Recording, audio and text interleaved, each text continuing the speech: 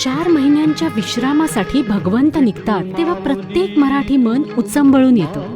भक्ती, संगीत आणि परंपरेचे रंग एकमेकांमध्ये मिसळून जातात. आषाढी एकादशी दरवर्षी आपण या कार्यक्रमाला या ठिकाणी एकत्रित येतो.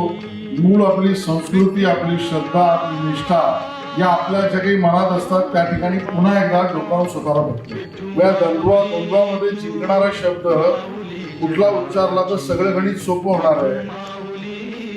ते नाव आणि ते शब्द म्हणजे विठ्ठल विठ्ठल विठ्ठल. प्रत्येकाच्या मनातलं चंद्रभागेचं वाळवंट इथं विठुनामाच्या गजरानं दुमदुमतं. हा अमूल्य ठेवा भक्तांना अगदी विनामूल्य मिळतो.